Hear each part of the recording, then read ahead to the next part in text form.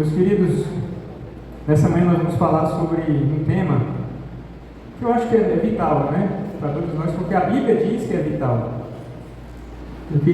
Vamos começar com um sonho. Vamos começar aqui passando um sonho que foi dado por Deus à irmã Ellen White. A irmã Ellen White, para quem não sabe, é uma profetisa que Deus elegeu, né, no século retrasado, nem no século passado, no século retrasado. E ela tem lindas mensagens, né, de advertência para nós, igreja. E nós queremos falar hoje, nesta manhã, de uma dessas mensagens dela para nós. Os escritos dela não substituem a Bíblia, os escritos dela não são mais importantes do que a Bíblia, de modo nenhum. Ela apenas esclarece e orienta, né, detalha algumas passagens da Bíblia, algumas coisas que para nós, numa leitura da Bíblia, poderia ser um pouco mais complicado, e ela nos esclarece. Vamos aqui começar aqui, passar sobre o primeiro. Esse é o primeiro sonho, gente, é um sonho que ela teve. Primeiro não, vai ser o único, ela teve vários, mas a gente vai ver só um sonho dela hoje. Ela teve um sonho, gente, em que uma sentinela se achava na porta de um edifício. Esse sentinela perguntava a cada um que chegava na entrada desse edifício, perguntava assim para a pessoa: você recebeu o Espírito Santo? E ele tinha na mão uma fita métrica, e apenas muito poucos eram admitidos ao edifício. E, gente, o que seria isso? Por que Deus mandou essa advertência para ela? Interessante que Deus aqui, esse sentinela, ele não pergunta para a pessoa se ela estava guardando os mandamentos. Interessante, né?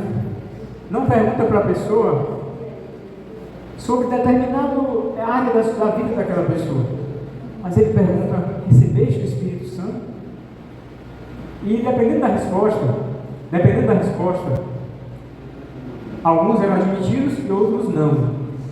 E aqui é interessante que a Ellen White, né, a nossa profetisa, nessa mensagem que Deus deu a ela, fala que muito poucos eram admitidos ao edifício. Em outras palavras, ela estava dizendo que muito poucos haviam recebido o Espírito Santo. E isso era algo muito importante. Por quê, gente? Porque pelo sonho que ela teve, somente aqueles que haviam recebido o Espírito Santo é que poderiam ser admitidos a esse edifício. Esse edifício nós podemos comparar a entrada no céu. Nós podemos comparar esse edifício a uma entrada, a uma aprovação de Deus na sua volta, a uma admissão ao céu. Mas o que significaria isso? O que seria isso, gente? Meus queridos, nós vamos entender no final dessa mensagem que quando nós aceitamos o Espírito Santo, quando nós abrimos a nossa porta do nosso coração para o Espírito Santo, você não precisa, Deus não vai lhe perguntar se você guarda determinado mandamento A, B ou C, porque quando você recebe o Espírito Santo, você vai guardar todos. Percebeu a diferença? Porque há alguns cristãos que têm deficiências em algumas áreas e vivem lutando para melhorar aquela área dele. Mas, no entanto, o problema não é esse. O problema não é aquela área específica da vida dele. O problema é o Espírito Santo que ainda não caiu na minha vida, na vida desse cristão. Porque quando o Espírito Santo ele age na vida da pessoa, ele conserta tudo, gente. Ele conserta tudo. E é isso que nós vamos ver aqui. Vamos abrir aqui a palavra de Deus, lá em 1 Coríntios, no capítulo 2. No capítulo 2. No versículo 14. Versículo 14.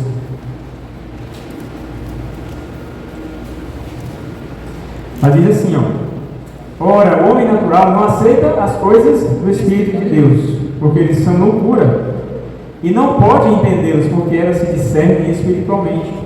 Porém, o homem espiritual julga todas as coisas, mas ele mesmo não é julgado por ninguém. Pois quem conheceu a mente do Senhor, que o possa instruir? Nós, porém, temos a mente de Cristo. Amém. Capítulo 3. Eu, porém, irmãos, não vos pude falar como espirituais, sim como a carnais, como a crianças em Cristo. Leite vos dê a beber, não vos dê alimento sólido, porque ainda não podiais suportá-lo, nem ainda agora podeis, porque ainda sois o quê? Carnais. Porquanto, versículo 3, porquanto havendo entre vós ciúmes e contendas, não é assim que sois carnais e andais segundo o homem? Nessa passagem aí, a Bíblia nos fala de 3 tipos de pessoas. Nós temos aqui o cristão carnal, o cristão espiritual, e nós temos também aqui o homem natural. No versículo 14, a Bíblia fala do homem natural. Para esse homem, ele não aceita as coisas do Espírito de Deus. Ele não aceita nada de Deus. Provavelmente aqui entre nós aqui, não há esse homem, esse tipo de homem, o homem carnal. Porque você está aqui na igreja, você está aqui sentado, você está buscando ao Senhor, você está tentando conhecer mais sobre Deus. Sabe por quê? Porque para você, as coisas de Deus não são loucura. Pode até ser que você não aceite tudo. Pode até ser que você tenha alguma dúvida de alguma coisa, mas você está aqui porque você está buscando. Então aqui provavelmente não tem nenhuma pessoa, um homem natural. O homem natural ele fica lá fora, ele não entra nem na igreja. Porque para Deus, porque para ele, tudo é loucura. Todas as coisas de Deus são loucura. A palavra de Deus é loucura, os mandamentos são loucura. E ele não admite ser aconselhado por Deus. Esse é o homem natural. Mas a Bíblia fala também de 2 tipos de pessoas. Essas não estão fora da igreja, estão dentro da igreja. E ela diz aqui, no versículo 3, ele fala: não vos pude falar como a espirituais, assim como a carnais. Então aqui nesse momento a Bíblia diz que o apóstolo Paulo queria falar algumas coisas para a igreja de Corinto, mas ele não pôde falar. Por quê? Porque as pessoas lá eram carnais. Eram pessoas carnais. E ele não podia falar a essas pessoas. Ele queria falar, ele queria encontrar na igreja, chegar na igreja e encontrar pessoas espirituais. Mas ele encontrou pessoas carnais. E por quê? Por quê? Por que será, gente? Continuando aqui a nossa leitura, que a gente já fez, ele diz que no versículo 3 diz que havia muitos ciúmes, contendas, e por esse motivo ele conseguiu detectar na igreja que as pessoas lá eram carnais. Talvez havia luta, briga entre os irmãos, briga de carros, talvez havia alguém falando do outro, talvez havia alguém querendo derrubar o outro que sabia de um pecado, talvez havia dentro da igreja alguém que queria ser o primeiro e queria que todos os outros fossem subservientes a ele. Então a igreja de Corinto é uma igreja problemática, a tal ponto que o apóstolo Paulo ele disse que lá havia carnais, pessoas carnais. E o que são pessoas carnais? O que são cristãos carnais? O que são cristãos espirituais? Esse é justamente o principal ponto, da nossa mensagem. Irmãos, o cristão carnal, segundo a palavra de Deus, é aquele que segue seu conselho, é aquele que segue seus sentimentos, é aquele que segue seu pensamento, é aquele que despreza aquilo que Deus está dizendo para ele, o que a palavra de Deus fala. Esse é o cristão carnal. Vou dar um exemplo aqui de um cristão carnal. Já que está aqui na palavra, é porque Deus deixou para que a gente pudesse aprender com os erros dos outros, Até na lição da escola sabatina, a gente viu hoje, que a gente deve aprender com os erros dos nossos antepassados, com os erros de Israel, com os erros daquelas pessoas que viveram antes da gente. E eu queria citar aqui um cristão que era muito poderoso, mas que era carnal. Eu vou citar aqui nosso querido Sansão, nosso querido irmão Sansão, que era um homem poderoso, era um homem que podia fazer muito por Israel, era um homem que era muito visado por Satanás, porque Satanás sabia que se ele realmente fosse um cristão fiel, ele ia fazer um estrago grande lá no reino de Satanás. Ele era um cristão visado, ele era um cristão perseguido. Mas, irmão, Satanás conseguiu colocar no coração dele um desejo por uma mulher, não é isso? Eu não vou ler a palavra, porque eu acho que todo mundo aqui já conhece a história de Sansão, Deus colocou no coração dele um desejo por uma mulher que não era aquela mulher que Deus queria para ele, era. Deus queria que Sansão se casasse com uma mulher da igreja, uma mulher que fosse temente a Deus, uma mulher que fosse realmente uma serva do Senhor. Mas Sansão deixou que os seus sentimentos falassem mais alto, foi ou não foi? Ele deixou que os seus sentimentos falassem mais alto, o seu desejo carnal. Então, quando ele olhava para Dalila, devia ser uma linda mulher, né? Devia ser uma linda mulher, ele olhava para ela e seus sentimentos, seus desejos falavam mais alto, a ponto dele desprezar os conselhos dos pais, né? A Bíblia fala que os pais diziam: Sansão, case ali com aquela moça da igreja tão linda, gosta tanto de você. Aquela menina ali é tão fiel a Deus, por que você não vai procurar aquela menina ali? Ela canta na igreja, ela prega, ela cuida das crianças, é uma moça trabalhadora, faz faculdade, mas Sansão não queria saber disso. Sansão estava encantado por Dalila. E por esse motivo que aconteceu, gente, nós sabemos a história, né?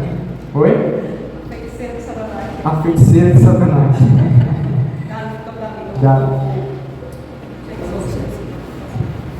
Então, gente, veja, esse é um exemplo de cristão carnal. Quando ele se deixa levar não pelo Espírito Santo, mas pelos seus sentimentos. Meus queridos, a Bíblia, eu não vou ler também, porque o tempo é curto. Mas a Bíblia diz que o nosso culto, nós devemos prestar a Deus um culto sentimental, não é isso? Racional, tem certeza, irmão? Tem certeza, irmão? É isso mesmo, é isso mesmo. A Bíblia diz que nós devemos prestar um culto racional a Deus. Quando Deus fala isso, Deus está dizendo para mim e para você: olha, as tuas emoções, os teus sentimentos, eles têm que estar subjugados pela razão. Os seus desejos têm que estar subjugados pela razão. Você não pode deixar você ser controlado pelo teu sentimento. Você não pode ser controlado pelos teus desejos, mas você tem que ser controlado pela razão. Mas, gente, essa razão não é a minha, não é a sua razão. Vamos ver. Pode passar a próxima. Olha o que diz aí, irmão Baixo. Olha aqui. Vamos ler, gente? Vamos ler comigo? Dá para ler aí? Dá para ver todo mundo?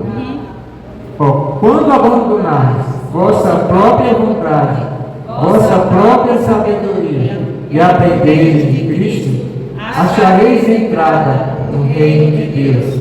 Ele quer inteira e incondicional entrega. Entregai vossa vida para que Ele ordene, molde e aperfeiçoe. Tomai sobre o pescoço o seu jugo. Irmãos, para alguns isso aqui é uma palavra muito dura. É muito duro isso aqui. É muito duro a gente abandonar nossa vontade. É muito duro a gente abandonar nossa sabedoria. Porque nós estamos acostumados, principalmente no mundo em que nós vivemos, nós estamos acostumados que nós devemos ser como, irmãos? Nós devemos ser independentes, nós devemos viver a nossa vida de maneira que eu sou dono do meu nariz, eu faço o que eu quero e o que eu penso. Essa é a tônica da nossa sociedade.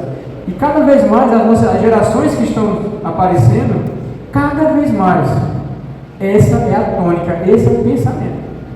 Cada um faz o que quer na hora que quer. É ou não é, gente? Essa é a verdade. Agora veja que pensamento contrário a tudo isso que a nossa sociedade vive hoje. Que pensamento oposto, totalmente fora da lógica do mundo em que eu e que você vivemos. Como é que Deus manda eu abandonar minha vontade? Como é que Deus manda eu abandonar minha sabedoria? Irmãos, mas para Deus, essa é a condição para quê? Para que Ele possa me ordenar, me moldar e me aperfeiçoar.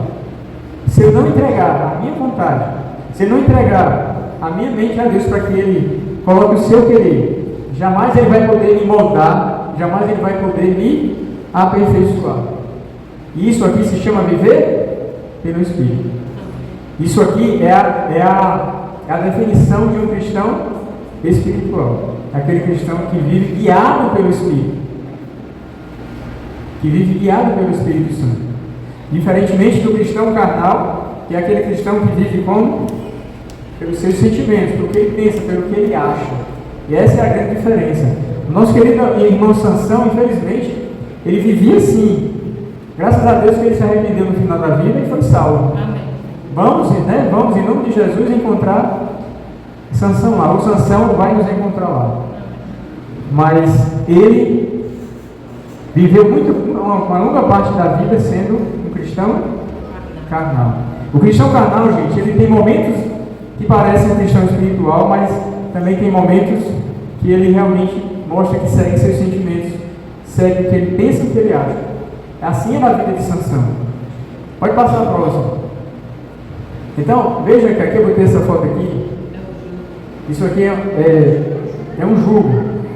Isso aqui é um jugo, certo, gente? Que está no pescoço desses bois. É um jugo. Quando a gente olha assim, a gente pensa, mas será que Deus quer que eu seja um boi?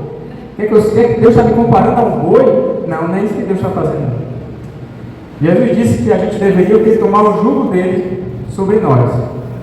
Mas quando ele fala isso, gente, ele quer apenas ressaltar que nós precisamos dar a ele o controle da nossa vida. Ele está querendo dizer só isso. Não quer dizer que você é um boi, nem está querendo colocar você equivalente a um boi, não, um animal, não. Mas ele quer apenas dizer que nós precisamos o quê? Aceitar a vontade de Deus.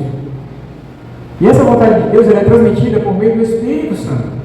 Sem o Espírito Santo, na minha vida e na sua vida, eu jamais vou fazer o que Deus quer. Eu jamais vou aceitar o jugo de Deus na minha vida. Pode passar o próximo. Essa menina aqui, o nome dela é Adria Santos. Ela é uma medalhista paralímpica. Vocês estão vendo que ela tem um óculos, né? É porque ela tem problema visual, ela não consegue enxergar. Ela conseguiu, gente, ganhar 650 medalhas na vida dela. Hoje, ela tem um instituto para crianças lá em Joinville, em Santa Catarina, onde ela trabalha com várias crianças.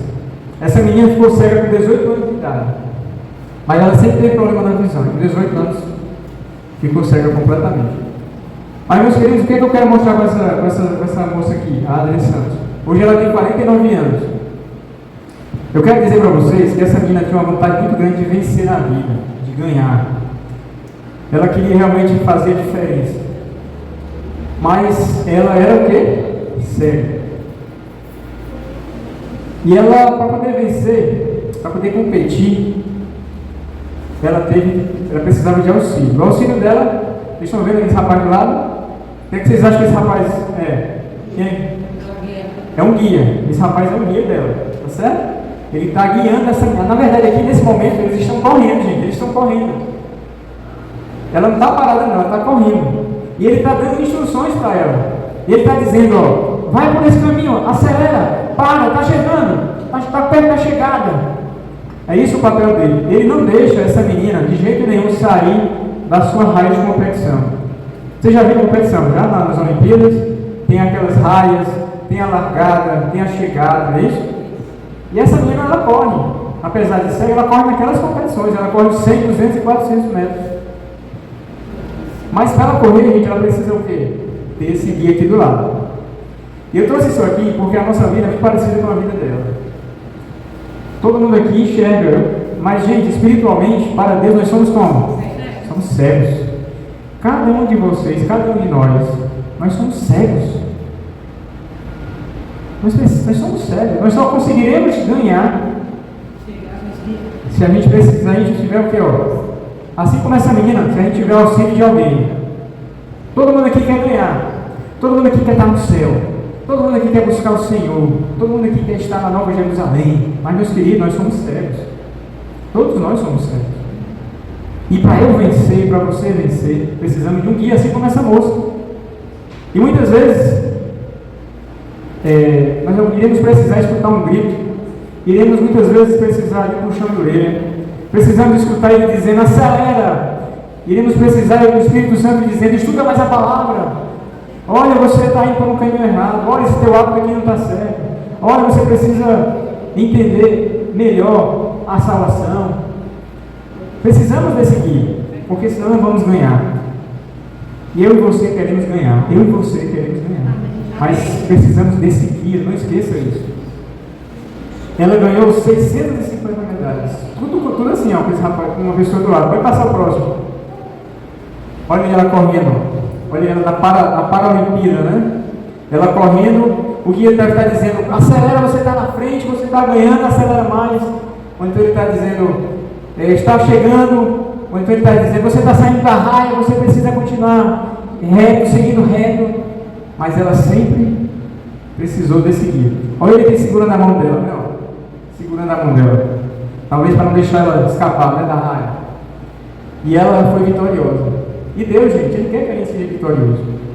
Mas sem o Espírito Santo, eu não vou passar de um cristão carnal. Eu vou viver sempre nas minhas subidas e descidas. Eu vou viver sempre de maneira inconstante.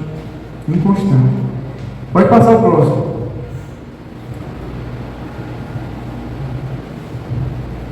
Esse aqui é o nosso... Quem sabe quem é esse aqui? Parece Michael Jackson. Parece Michael Jackson, né? Parece o Michael Jackson. Será que é o Michael Jackson, gente? Não, o nome dele é aquele lá em cima mesmo, viu? O nome dele é Léo Blanco. O nome desse rapaz é Léo Blanco. Mas, gente... Oi? É a cópia, né? Mas esse rapaz, desde criança, ele tinha um sonho. Que era ser parecido com o Michael Jackson. Esse rapaz aqui, ele fez 13 cirurgias.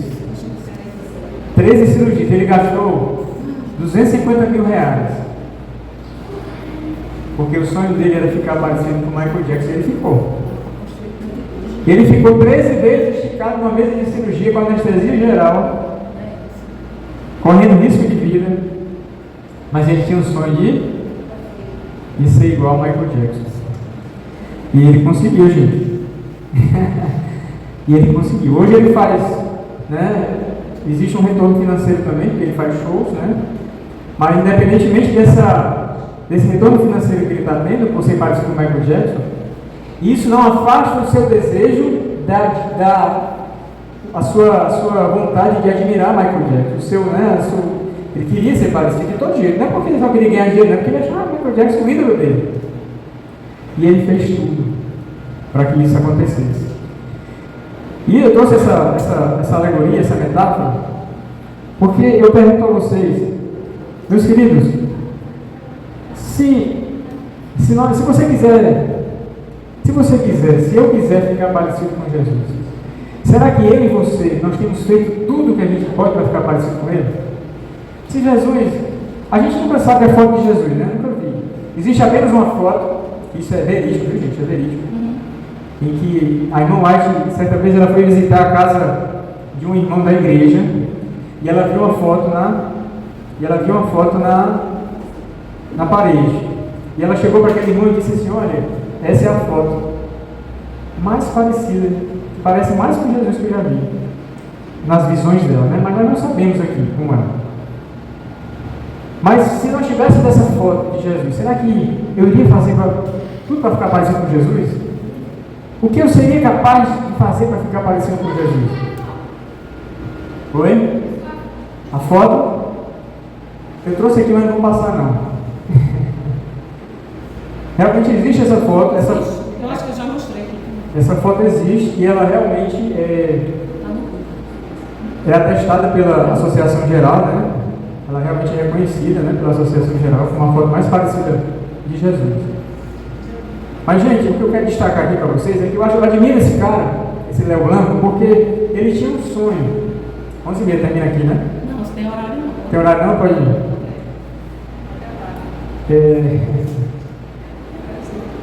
Então, o que eu admiro nesse rapaz é o sonho dele. O que eu admiro nele é porque ele tinha um sonho e ele correu atrás do sonho. Quando nós entramos na igreja, a gente tem um sonho, que é ir para o céu, né? Que é ficar parecido com Jesus. A gente tem um sonho que é realmente buscar o Senhor, ser cada dia mais correto, cada dia mais semelhante a Cristo. Mas, infelizmente, nós não fazemos tudo aquilo que nós podemos para ser igual a Jesus. Muitas vezes nós somos negligentes no estudo da palavra, nós somos negligentes no estudo da escola sabatina, nós somos negligentes no culto familiar. Eu fiquei estarrecido na nossa igreja, agora fizemos uma pesquisa, que realmente uma percentagem pequena da igreja fazia culto familiar. Uma pequena percentagem da igreja fazia culto familiar. Uma coisa simples, que é só reunir a família, cantar um hino, orar, cantar uma historinha. Mas vocês não sabem como isso é importante. Vocês não sabem como isso faz diferença numa casa, num lar. E pouquíssimas pessoas, um percentual pequeno da igreja estava fazendo isso. E não era quando os problemas estavam acontecendo, os problemas estavam se repetindo e aumentando em algumas famílias. Então, gente, nós nós formos pensar bem, para aquilo que Jesus quer nos ofertar, vida eterna, estar com Ele, ter uma vida sem problemas, sem morte, o que nós fazemos é muito pouco, gente. Eu vou dar um exemplo aqui de uma pessoa que estuda para concurso. Alguém já estudou para concurso aqui? Olha, gente, estudar para concurso não é fácil. Para você passar, tem que se dedicar. Tem que estudar no mínimo 6 horas por dia, né, para poder você passar. Porque a concorrência hoje está muito grande. Os concursos são cada vez mais concorridos. E eu vejo que pessoas dedicam muitas vezes a sua vida, deixam de se reunir com os amigos, deixam de ter relacionamento familiar, pessoas que deixam de fazer lazer, deixam de sair com os amigos a estudar, em busca de um prêmio terreno, passageiro, e que vai dar o máximo maior estabilidade financeira. Mas ela faz tudo, ela se entrega, ela arruma a sua dieta, até a dieta é boa, sabe, gente? Tem cursinhos aí que tem até auxiliares de dieta, que ele muda a dieta, eles passam até a fazer mais exercício para poder ficar mais forte, mais ágil, para poder fazer a prova. E eles mudam tudo em função de passar no concurso, num prêmio terreno e que é passageiro. E às vezes, gente, eu olho para mim e eu vejo que eu não me esforço o suficiente para alcançar um prêmio tão lindo desse, que é viver eternamente. Gente, você sabe o que é isso, viver eternamente? Semana passada, umas 3 semanas atrás, eu fui no enterro do irmão Haroldo. Acho que até ele não conhece, a irmã Ana conhece? Né? Eu fui no enterro do irmão Haroldo, no Haroldinho, 97 anos. 97 anos bem vividos. O filho no internato fazendo teologia. A família só tem um filho que não está na igreja. E quando eu vi aquele homem descendo a sepultura, eu fiquei pensando, meu Deus, como o pecado é grave. Como o pecado é grave. Como é que pode? Aquela pessoa que estava cessando ali a sua vida, seus pensamentos, seus desejos, estava ali inerte naquele caixão, descendo, a família ali, prestando a homenagem à igreja. E eu fiquei pensando, meu Deus, como o pecado é grave. Como a gente às vezes não tem noção da gravidade do pecado. Como a gente não tem noção, às vezes a gente vive de uma maneira, acha tudo normal. Mas não é normal, gente, a morte não é normal. A doença não é normal, o pecado não é normal nada disso. E mesmo diante de tudo isso, desse prêmio e desse castigo tão grande que é a morte, muitas vezes nós não nos esforçamos para parecer com Jesus. Muitas vezes nós negligenciamos e preferimos parecer muitas vezes com Michael Jackson. Essa é a realidade do ser humano. Essa é a realidade do ser humano. Então, gente, voltando aqui para a nossa palavra, vamos encerrar daqui a pouco. Nós queremos ser cristãos espirituais. Nós queremos ser cristãos que aceitam o jugo de Jesus no nosso discurso. Nós queremos ser cristãos que não prevaleça, não o que eu penso, nem o meu sentimento, nem a minha raiva, nem a minha inveja que eu tenho de alguém, mas que prevaleça aquilo que o Espírito diz no meu coração, aquilo que o Espírito coloca na minha mente, para que isso seja o meu culto racional a Deus. Nesta manhã, eu quero dizer para vocês que Deus quer ser o seu guia. Ele só não vai ser o seu guia se você não deixar. Só se você não deixar. Hoje na escola sabatina, antes de vir para cá, eu estava conversando com a irmã, né? E a gente estava debatendo ali a parte de domingo, onde diz que o principal problema de Israel foi o quê? A falta de confiança em Deus. E nós começamos a debater, e nós vimos, que mesmo no meio cristão tem pessoas que têm, como isso é natural, né? Porque cada um tem um relacionamento diferente com Deus. Cada um tem um nível de confiança para com Deus. Mas a gente viu que nós como cristãos, tem cristãos que confiam 10% em Deus, outro confia em 30%, outro confia em 40%, outro confia em 70%. Por quê? Porque em determinadas situações da nossa vida, a gente não aceita o jugo de Deus. A gente não aceita que Deus tome as rédeas. A gente não aceita que Deus opere naquele momento. A gente diz, não, deixe que eu vou. É o que eu penso, é a solução que eu tenho. Essa é que vai imperar, não a tua, Senhor. Porque nós não confiamos. E assim como o problema central de Israel no passado era a falta de confiança em Deus, porque não era plena, hoje também é a mesma coisa, gente. Nós não confiamos plenamente no Senhor, não confiamos 100% no Senhor. É por isso que não obedecemos 100%. A confiança é a base de tudo. Eu só vou receber o Espírito de Deus, só vou receber o Espírito Santo se eu confiar plenamente. Eu só vou entregar minha vontade completamente a Deus se eu confiar plenamente. Eu lembro muito da alegoria do pastor Bulhão. O pastor Bulhão dizia assim: se eu chegar com um cheque, se eu pedir a você um cheque em branco, você me dá? Uma pessoa que está me vendo agora. Como é o nome da irmã? Elza, né? Irmã Elza. Se uma pessoa chegar na rua e disser assim: me dê um cheque branco que eu quero fazer uma compra ali, a senhora daria o seu cheque branco? Não? Não conhecia a pessoa, né? Imagine só, agora, como é que eu vou dar um cheque branco a Deus se eu não conhecer a Deus? Eu só vou dar esse cheque branco a Deus, eu só vou deixar o Espírito Santo me guiar se eu confiar plenamente, gente. E se eu não confio plenamente em Deus, é porque eu não conheço a Deus. Se eu não conheço a Deus, eu jamais vou dar um cheque branco a Ele, jamais. E é isso que Deus quer de mim e de você. Ele quer que eu e você dê a Ele um cheque em branco. Deus está te pedindo um cheque em branco agora. Ele está te dizendo: ó, coloca a tua vida nas minhas mãos. Eu quero que você deixe que eu te guie completamente por meio do Espírito Santo. Eu quero que você aceite a minha vontade, aceite o meu jugo. Eu quero que você seja parecido não com Michael Jackson, mas parecido com Jesus, semelhante a Jesus. Que Deus nos abençoe. E enquanto a música toca, queríamos cantar o hino, também que fala do Espírito Santo. Eu queria que você orasse a Deus. Que você orasse a Deus no seguinte sentido: você pedisse a Ele que verdadeiramente você possa conhecê-lo. Que verdadeiramente você possa conhecê-lo o suficiente para entregar a tua vontade completamente a Ele, 100%. Não 30%, não 40%, não 70%, mas 100% a Deus. Vamos ficar em pé e vamos louvar o nosso Deus.